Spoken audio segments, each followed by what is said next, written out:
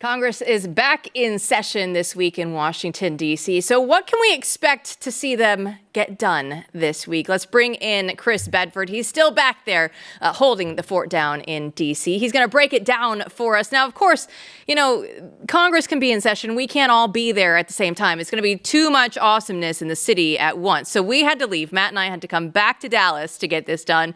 But you're still fighting the good fight there in D.C. So what can Speaker Johnson actually get off of the ground this week, if anything? Certainly nothing this week. I mean, the Senate has a couple of things where they'll be able to potentially do the second round of confirmations for the Trump appointees, but they're not going to. They've already said that they're going to wait until July or August, that their plates are already full for right now for this session. You have to wait till after July 4th for anything like that to actually happen. And of course, you have the August recess.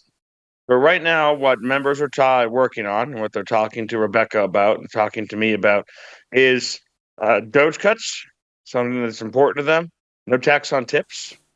Taxes in general, try to get that done now, which would be not done now, but done over the next month or so, which would be months and months ahead of where Congress usually gets anything at all accomplished, which is December 30th, right before the New Year's holiday, or right before Christmas sometimes, December 23rd, where they actually are able to do a little bit and get it done because of the deadline. Usually it's deadlines that actually push Congress to do anything. They're like how I was in college. You may have 2 weeks to write a paper, but you're staying up all night to write that paper the night before because you procrastinate.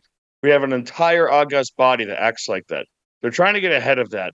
And in this time that they have back before their next large vacation later this summer, the number one thing is going to be reconciliation and what they can get into reconciliation, how they can get the Senate to do it and still operate within the pretty strict rules of reconciliation legislation, and that budget to the president's desk so you can get funding for ICE, funding for Customs and Border Patrol in particular. Chris, how much of the divisions that we've been talking about within Republican ranks are we seeing now? Is this thing just moving along? I mean, you said they're writing the paper. Is anyone fighting about what should be in there behind scene, or is it moving pretty smoothly? Oh, they're still fighting, as you can well guess. There's still plenty of fighting, and within Republican circles, the president has largely so far been able to count on the Freedom Caucus, despite some behind-the-scenes fighting. Despite some behind-the-scenes argument and some rather high tempers. A lot of the White House legislative team has been handling this. They've done a pretty deft job, a pretty fantastic job. Another big sticking point that's coming up is going to be the state and local taxes, that the SALT, essentially, that a lot of the blue state Republicans are really obsessing over. They're asking for $100,000 write-off of up to $100,000 in your taxes to state and local governance put into this legislation. And that's to pay for things like if you're a congressman upstate New York, or you're a congressman and in some other place that is generally a high tax area where the state and local governments are taking that massive of amount out of your paycheck. They're saying you shouldn't be taxed on that. It's going to be very difficult for them to be able to get that through reconciliation within the parameters that have been set. It's basically a no-go for the conservatives who say this is you're fine if you're making that much money, that you have to pay $100,000 to your town and state. You don't need it from us. And also, we're not here to bail out blue states from massive tax bills. But there's a number of moderates, Republicans, and rhinos, as a lot of folks call them, who are standing to their guns on this, sticking to their guns. They're saying we're not going to back down and nothing gets our vote without this. However, in my experience, this caucus of the Republican Party derives their only source of power and authority from their relationship with power and authority. They're not like the Freedom Caucus that's willing to tie them to blow up the railroad tracks. Their relationship with the Speaker, their relationship with the White House is the only way they're able to get anything done. So in the end, they very, very, very often blink in the face of a showdown. Well, I feel like during our entire lives, all three of us, right? One of the fights that always comes up is like Medicaid, Medicare entitlements. Do we think that that's going to come up again this time around? Because right now they try and say that they're serious about the cuts, right, and spending cuts, but these are the issues that people care about a lot. They're near and dear to a lot of people's hearts, Chris. Yes, and the pessimist in me says the end of that compromise is going to be not a lot of cuts.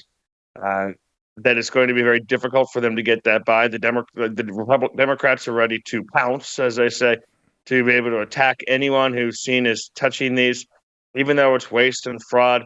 At the end of the day, it's not going to even have the president's backing to any kind of a significant reform to any entitlements. That's not what he ran on in 2016, 2020, or 2024. It's not what he really cares about. There's plenty of Republican presidents who have felt the same. They've got their focus and the things that they want to get done, and you're not allowed to do anything in this legislation that will jeopardize the border. And they get very annoyed when people who are fiscal conservatives and fiscal hawks come out and say, hey, this budget is completely unsustainable. We can't even service the debt on it.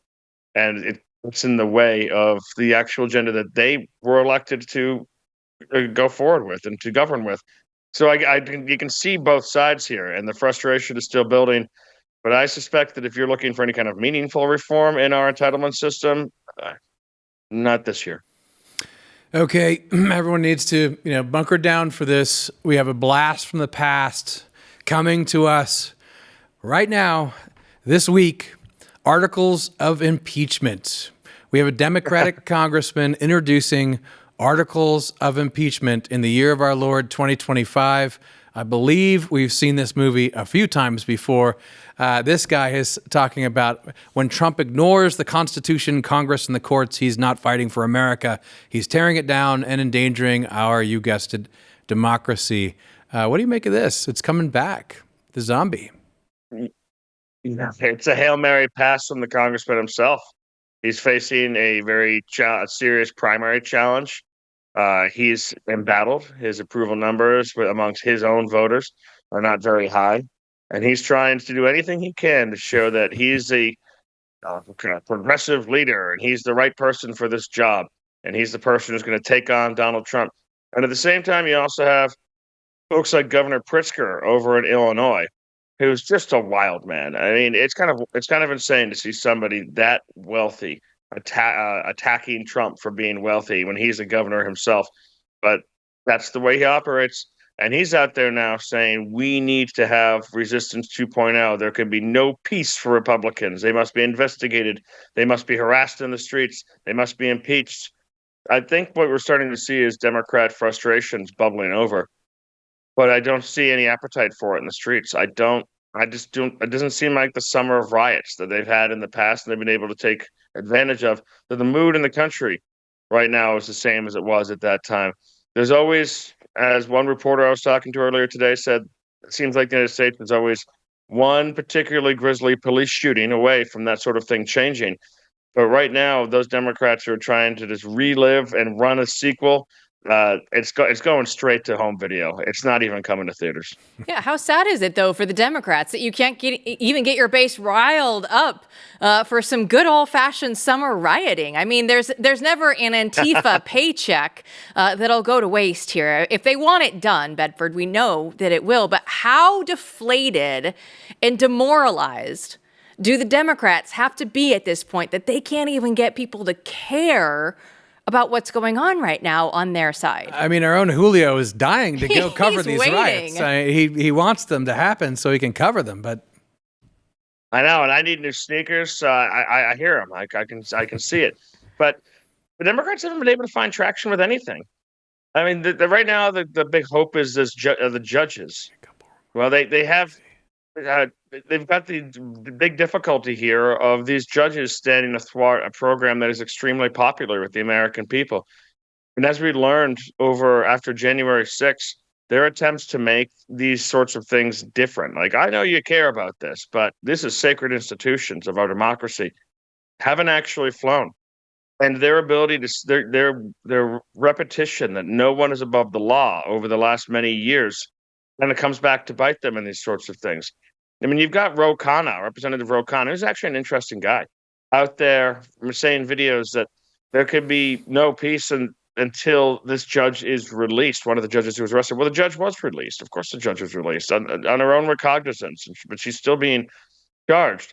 And you end up once again seeing elected Democratic representatives defending an illegal immigrant who was in front of a courtroom for hitting somebody 30 times over telling him to turn down the loud music in the face.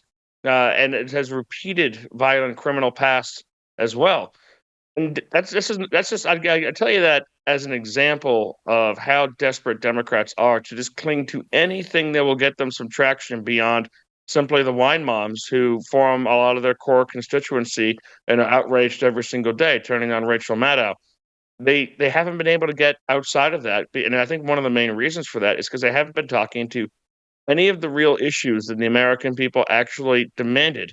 You kind of need to seize on those things: illegal immigration and the economy, in order to actually reach where the electorate is right now. And these special niche faculty lounge issues aren't doing it. Well, we have to thank Chris Bedford for a glorious week in Washington, D.C., especially because every time we come to town, we disrupt his entire life with a barrel of work and wildness from White House to the Tiki Bar. It was a great time, and I'm sure our thanks also go to Sarah Bedford for putting up with our shenanigans. Big shout out to Sarah. Thanks for letting us disrupt the entire week out there. He appreciates that, and come back soon, but not too soon. Not too soon. That tiki bar, though, is absolutely going to be needed to be added to the Bedford bar crawl. Whenever this is tweeted out, all this stuff, if you're looking, Bedford, you're going to need to add that one on the list for sure. Perfect. Deal.